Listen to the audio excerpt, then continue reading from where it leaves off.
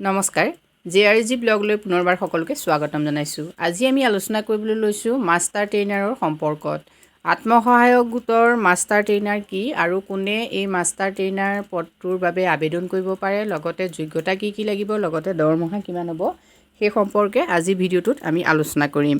Master trainer হ'ল সেইজন যিজনে SHG বিলাকক প্ৰশিক্ষণ দিয়ে। অৰ্থাৎ আত্মসহায়ক গোট এটা বহনক্ষম হৈ থাকিবৰ বাবে আত্মসহায়ক গোটটোৱে কেনেদৰে কাম কৰিব লাগিব, আত্মসহায়ক গোটটোৰ ভিত্তি কি হ'ব, বা এটা আত্মসহায়ক গোটে কেনেকৈ ভৱিষ্যতৰ বাবে কাম কৰিব পাৰে ইত্যাদি ধৰণৰ বিভিন্ন দিশৰ ক্ষেত্ৰত যিজনে প্ৰশিক্ষণ দিব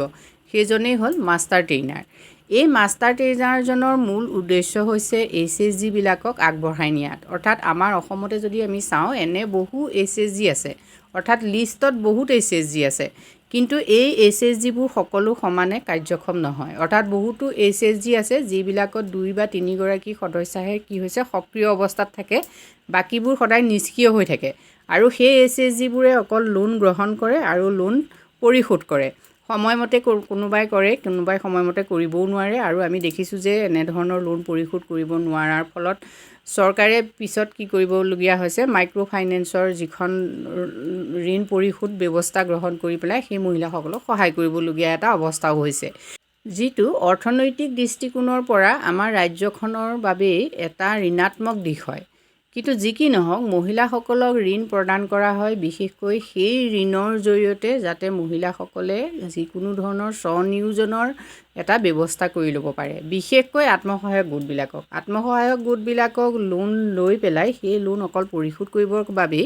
এই ব্যৱস্থাটো কৰি দিয়া হোৱা নাই। যিহেতু SRLM হওক বা NRLMৰ মূল উদ্দেশ্য হৈছে মহিলাসকলক স্বনিয়োজনৰ বাবে সক্ৰিয় কৰি তোলা, তেওঁলোকে যাতে নিজেই কিবা এটা কৰি তেওঁলোকৰ ইনকাম বৃদ্ধি কৰিব পাৰে, লগতে জীৱন নিৰ্বাহৰ মানদণ্ড উন্নত কৰিব পাৰে। কিন্তু বৰ্তমান অৱস্থাটো আমাৰ অসমত ভালকৈ পৰ্যবেক্ষণ কৰিলে দেখা যাব, বা বিভিন্ন সূত্ৰৰ পৰা বিশেষকৈ VOই হওক বা CLFৰ বহুতো সক্ৰিয় যিসকল বিষয়ববীয়া, তেনে বিষয়ববীয়াৰ লগত কথা পাতিও ইতিমধ্যে গম পাইছোঁ যে SHGবোৰ চলিহে থাকে, সকলোৱে লোন গ্ৰহণহে কৰে আৰু লোন পৰিশোধো কৰে, কিন্তু সেই লোন লৈ যিটো উন্নয়নমূলক কাম, অৰ্থাৎ পৰিয়ালটোক স্বনিয়োজনৰ বাবে আগবঢ়াই নিয়াৰ ক্ষেত্ৰত যিখিনি কাম কৰিব লাগে সেই কামখিনি কিন্তু নকৰে। গতিকে এটা SHGক আচলতে প্ৰশিক্ষণ দিয়া কথাটো যথেষ্ট গুৰুত্বপূৰ্ণ হয়। কিন্তু সাধাৰণতে দেখা যায় যে আমাৰ যিবিলাক SHG আছে সেই SHGবিলাকক যিসকল আমাৰ জীৱিকা সখী থাকে, জীৱিকা সখীসকলেই গোট এটা খোলাৰ ক্ষেত্ৰত সহায় কৰি দিয়ে বা অন্যান্য দিশবোৰ চোৱা চিতা কৰে, কিন্তু গোট এটা বহনক্ষম কেনেকৈ হৈ থাকিব সেই ক্ষেত্ৰত পৰিকল্পিতভাৱে বিজ্ঞানসন্মতভাৱে কোনো ধৰণৰ প্ৰশিক্ষণৰ ব্যৱস্থা এই SRLMৰ ফালৰ পৰা কৰা হোৱা নাই। নোহোৱাৰ বাবে সাধাৰণতে কি হৈছে, নামত বহুত SHG আছে কিন্তু কামত তেনেধৰণৰ SHG পাবলৈ কম হয়। এতিয়া এই মাষ্টাৰ ট্ৰেইনাৰজন সেইখিনি যিখিনি এতিয়ালৈকে আমাৰ SHG গোটবিলাকত হোৱা নাই সেইখিনি হ'বৰ বাবেই আমাক এজন মাষ্টাৰ ট্ৰেইনাৰ লাগে। আৰু সেই মাষ্টাৰ ট্ৰেইনাৰজনে কি কৰিব, SHGটোৱে কি ব্যৱস্থা গ্ৰহণ কৰি কেনেকৈ নিজকে সহায় কৰিব, আত্মসংস্থাপনৰ ক্ষেত্ৰত, স্বনিয়োজনৰ ক্ষেত্ৰত সকলোৱে কেনেকৈ সমানে আগবাঢ়ি যাব সেই ক্ষেত্ৰত তেওঁ কি কৰিব পাৰে, প্ৰশিক্ষণ দিব পাৰে। গতিকে এই মাষ্টাৰ ট্ৰেইনাৰজন নিশ্চয় গুৰুত্বপূৰ্ণ ব্যক্তি হ'ব এটা SHGক আগবাঢ়ি যোৱাৰ ক্ষেত্ৰত। এটা SHG বহনক্ষম হোৱাৰ ক্ষেত্ৰত মাষ্টাৰ ট্ৰেইনাৰজনৰ ভূমিকা গুৰুত্বপূৰ্ণ হ'ব। কিন্তু আমাৰ অসমত এতিয়ালৈকে মাষ্টাৰ ট্ৰেইনাৰৰ এপইণ্টমেণ্ট হৈছে বুলি গম পোৱা নাই। যদি ক'ৰবাত হৈছে বা আপোনালোকে কোনোবাই এই ক্ষেত্ৰত কাম কৰি আছে তেতিয়াহ'লে কমেণ্ট কৰি জনাব। মাষ্টাৰ ট্ৰেইনাৰ আছে, সেইসকল যিসকল ৰিচোৰ্চ পাৰ্চন আছে, বিশেষভাৱে SRLMৰ লগত যিসকল জড়িত ব্যক্তি আছে, বিষয়ববীয়া আছে, তেখেতসকলে ট্ৰেইনাৰ হিচাপে কিছু ক্ষেত্ৰত কাম কৰে। এতিয়া বিশেষকৈ SHGৰ লগত জড়িত SHG মহিলাকে মাষ্টাৰ ট্ৰেইনাৰ হিচাপে নিযুক্তি দিয়াৰ প্ৰক্ৰিয়া আৰম্ভ হৈছে ভাৰতবৰ্ষত। অৰ্থাৎ যিসকলে SHG কৰি আছে, মানে যাৰ এটা SHG আছে, যি এটা SHG সদস্যা, তেওঁৱেই কি কৰিব পাৰে, মাষ্টাৰ ট্ৰেইনাৰ হিচাপে কাম কৰিব পাৰে। এতিয়া অৰ্থাৎ আপুনি যদি এটা SHG এগৰাকী সদস্যা হয় তেতিয়াহ'লে আপুনি কি কৰিব পাৰিব, মাষ্টাৰ ট্ৰেইনাৰ হিচাপে ভৱিষ্যতে কাম কৰাৰ সুবিধা লাভ কৰিব পাৰিব।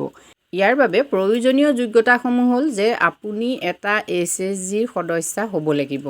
আৰু আপুনি SHGৰ সদস্যা হোৱা 3-4 বছৰ হ'ব লাগিব। অৰ্থাৎ 3-4 বছৰৰ অভিজ্ঞতা আপোনাৰ থাকিব লাগিব SHGৰ লগত জড়িত হোৱা। ইয়াৰ উপৰিও আপুনি SHG এটা গঠনৰ প্ৰক্ৰিয়াৰ পৰা আৰম্ভ কৰি NRLM SRLMৰ যিখিনি বেছিক কনসেপ্ট সেই কনসেপ্টখিনি আপোনাৰ থাকিব লাগিব লগতে VOৰ কনসেপ্ট অৰ্থাৎ ভিলেজ অৰ্গেনাইজেশ্যনটা কেনেকৈ গঠন হয় তাৰ উপৰিও CLF কেনেকৈ গঠন হয় VOৰ প্ৰয়োজনীয়তা কি SHG বাবে CLFৰ প্ৰয়োজনীয়তা কি SHG বাবে এইখিনি সম্পূৰ্ণ জ্ঞান আপোনাৰ থাকিব লাগিব তাৰ উপৰিও SHG এটাত যেহেতু আমি জানো বুক কিপিং কৰা হয় বুক কিপিং কেনেকৈ কৰিব লাগে কি বুক থাকিব লাগে তাৰ লগত গ্ৰেডিং কেনেকৈ কৰা হয় তাৰ লগতে CIF ফান্ড কেতিয়া দিয়া হয় ৰিভলভিং ফান্ড কেতিয়া দিয়া হয় ইন্টাৰেষ্ট কিমান সুদত কিমান ইন্টাৰেষ্ট হয় এটসেট্ৰা যিখিনি কথা সেই সকলো জ্ঞান আপোনাৰ থাকিব লাগিব অৰ্থাৎ আপুনি SHG এটাৰ লগত জড়িত প্ৰতিটো বিষয়ৰ যিখিনি জ্ঞান সেই জ্ঞানখিনিৰে আপুনি সমৃদ্ধ হ'লে আপুনি মাষ্টাৰ ট্ৰেইনাৰ হিচাপে কাম কৰিব পাৰে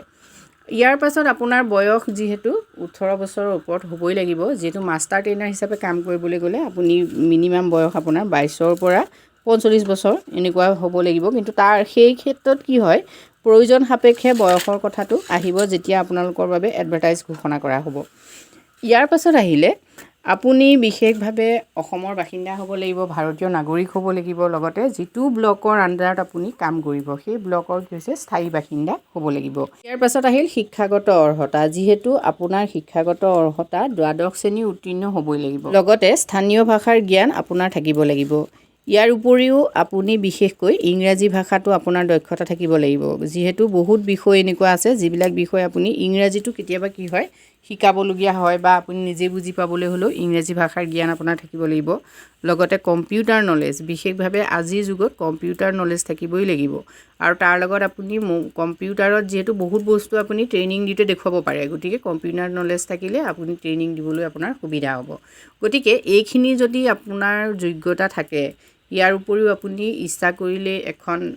ডিস্ট্ৰিক্টৰ পৰা অন্য এখন ডিস্ট্ৰিক্টত আপোনাৰ প্ৰশিক্ষণ দিয়াৰ বাবে যেটো মন সেই মনটো আপোনাৰ থাকিব লাগিব গতিকে এইখিনি যদি থাকে তেতিয়াহলে আপুনি ভৱিষ্যতে এগৰাকী মাষ্টাৰ ট্ৰেইনাৰ হিচাপে কাম কৰিব পাৰিব এতিয়া মাষ্টাৰ ট্ৰেইনাৰ হিচাপে কাম কৰিবলৈ হলে আপুনি কি পাব যেহেতু মাষ্টাৰ ট্ৰেইনাৰ এটা